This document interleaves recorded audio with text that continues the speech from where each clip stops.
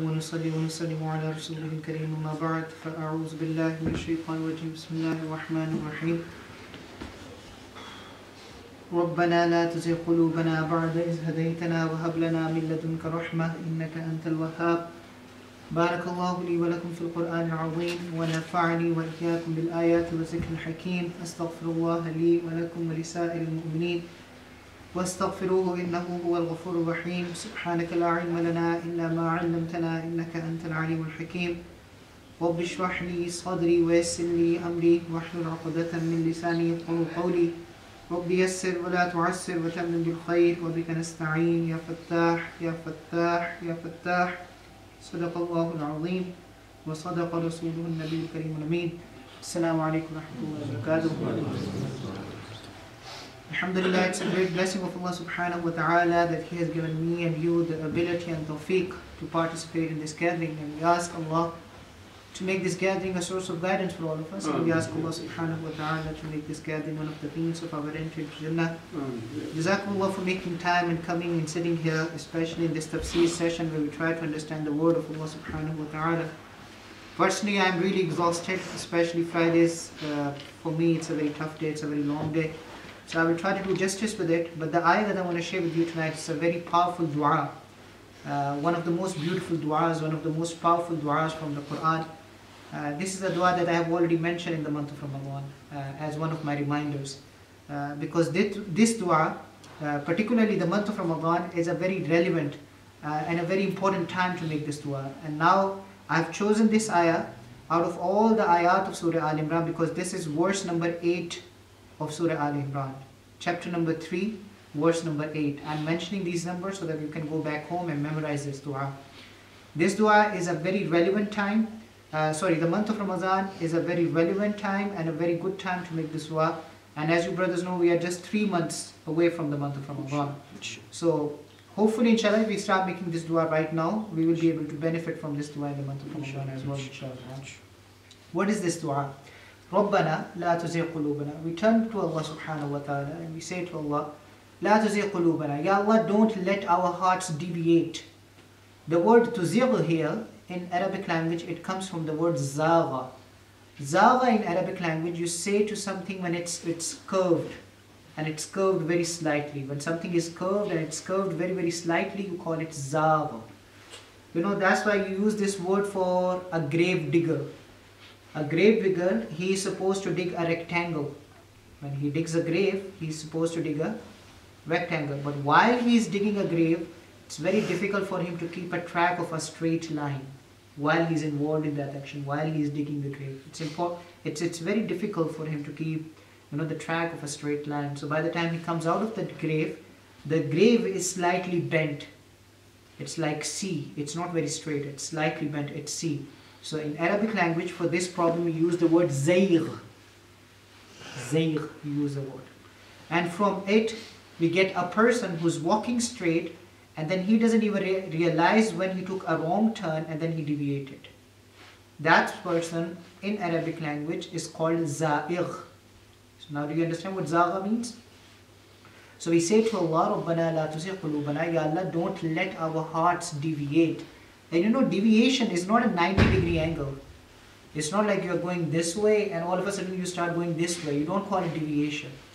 When you're going this way, all of a sudden you start going this way and you completely forgot about this way. This is not what we call deviation.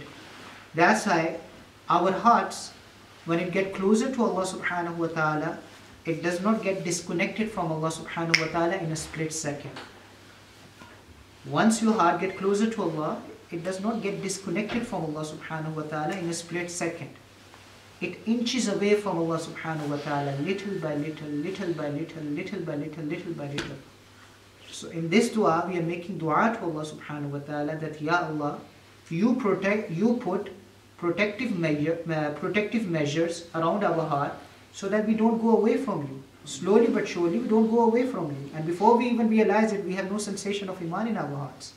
Now let me give you a practical example, inshallah. Hopefully then we all will be able to understand what this dua is saying to us. In the month of Ramadan, alhamdulillah, we all are fasting. We all are praying. We spend most of our time in the masjid. There are people around us who are praying. And when they pray, sometimes they make dua and they start crying to Allah subhanahu wa ta'ala. And when we see them crying, we feel so much that we start crying as well. We turn to Allah and we start crying. So we feel this closeness to Allah subhanahu wa ta'ala, especially in the month of Ramadan. When we feel this closeness, we turn to Allah and we say to Allah, Ya Allah, I wish that I will have this feeling even after the month of Ramadan, throughout the whole year.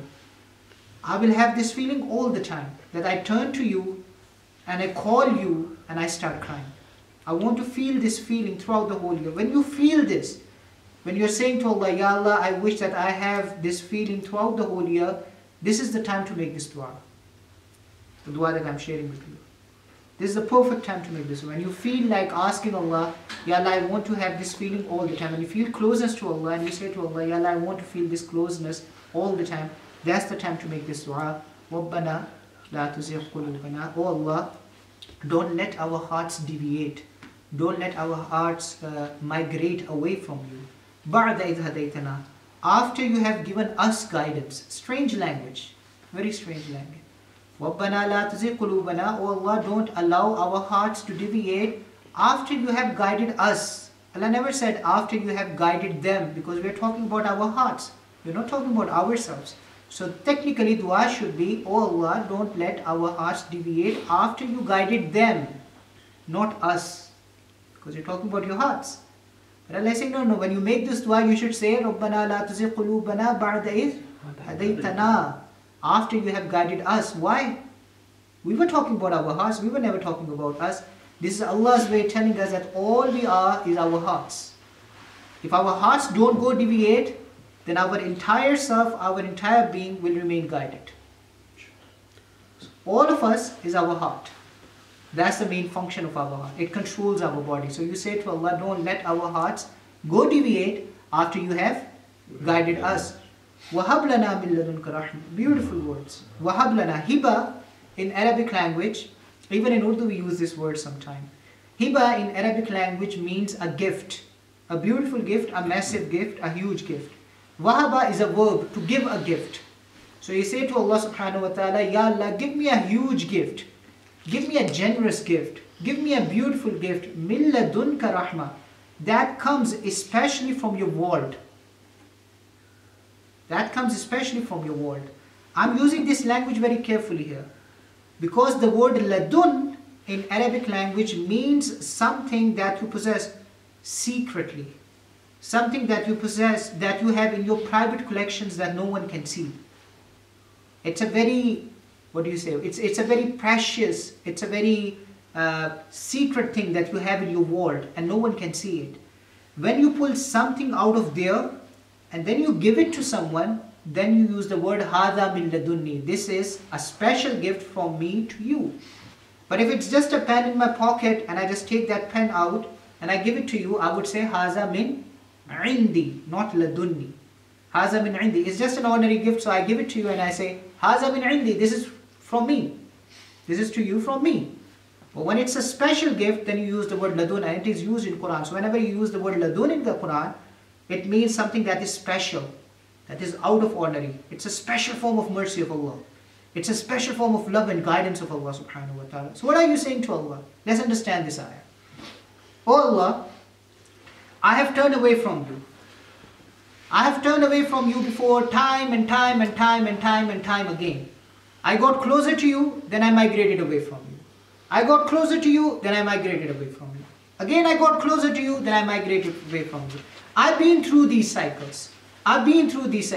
This is a kind of cycle for me. And you know, when you are in a cycle, you feel like, you say to yourself and you feel like, you know, this is a cycle, it's going to happen anyway. It's typical. There is nothing new about it. I'm in a cycle, so it's going to happen to me again and again. This dua is a dua of hope. So you say to Allah subhanahu wa ta'ala, Ya Allah, you must have some secret weapon in your arsenal. You must have some secret weapon of your mercy, of your love, of your guidance in your arsenal, that you give me this time. I'm making dua to you, and I expect you to give me this special secret, this special weapon of your mercy, love and guidance this time, and that gift of yours will help me to break this cycle. And that gift of yours will help me to keep coming towards you, continuously keep coming towards you, and my heart will never go away from you. Give me that gift. Innaka antal wahhab, not even wahib. Not even al-wahib. Innaka antal wahhab. Indeed, you are the one who gives a lot of gifts and who gives continuously, repeatedly, over and over and over again. In other words, we are saying to Allah, Ya Allah, I don't know this special gift of yours only one time.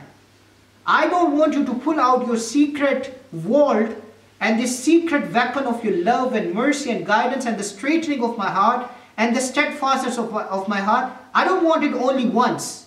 I will need it tomorrow. I will need it the day after tomorrow. I will need it again the day after tomorrow. I will need it every single day. So, oh Allah, I call you. You are Al-Wahhab. You are not Wahib. You are Al-Wahhab. So, Allah, I call you because you can only give me again and again and repeatedly and continuously. So, you make dua to Allah subhanahu wa ta'ala. This is a beautiful dua. It's a dua of hope that you don't look at the track record of your past and say, Ya, I'm just hopeless. Whatever. I've been through these cycles so many times, so it's going to happen to me anyway. You know how we say in the month of Ramadan, we talk about it that, you know, the fever of Ramadan comes off after the month of Ramadan. The fever of Ramadan.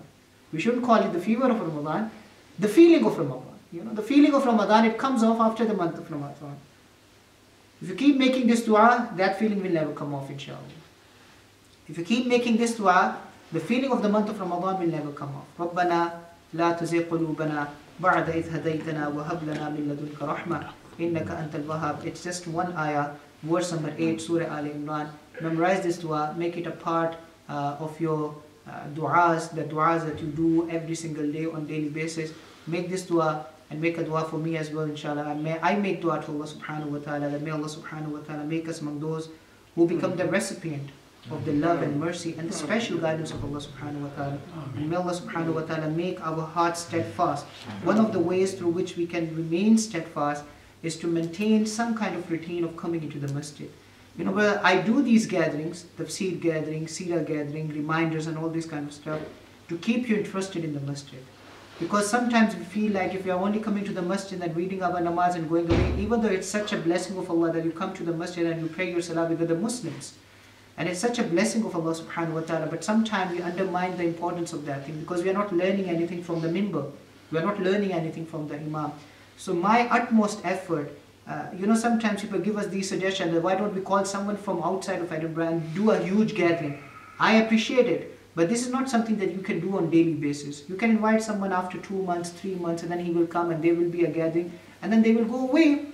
But the main thing that will help you to increase your iman, or at least to keep your iman steadfast, or to maintain the level of your iman, is to keep coming to the masjid and keep learning something from the masjid. It's not only about big things, it's about small things that you learn and then you make them a part of your daily life. For example, you just learn this dua, just go back home and share it with your family. It doesn't have to be a big huge dars or a big huge tafsir session in which I will be telling you a complicated stuff about Arabic language and this and that. It can be as easy as one dua. Just memorize it. Go back home and share it with your family and make it a part of your life. So then inshallah you see the blessings of this dua. I love this hadith of Rasulullah sallallahu alaihi wasallam, and I've mentioned it so many times before because I love it. Prophet sallallahu alaihi wasallam said that ahabbul a'mali ila Allahi adwamuha wa in qalla, that the most beloved actions to Allah subhanahu wa ta'ala are those that you do consistently, even though they are small in number or quantity. But you do them consistently. So you understand one dua, you learn one dua, and then you start making that dua. It's better than you learn hundreds of duas in one gatherings and then you never do it. But then you never do them afterwards. So it's good that we are learning something on daily basis. The most important part is to make it a part of your routine life, is to make it a part of your life. And you know, when you make it a part of your life, then you will see the samarat of it, then you will see the benefit of it. So I make dua to Allah subhanahu wa ta'ala that may Allah subhanahu wa ta'ala grant understanding, may Allah subhanahu wa ta'ala keep us united in this dunya, and may Allah subhanahu wa ta'ala unite us in the afterlife.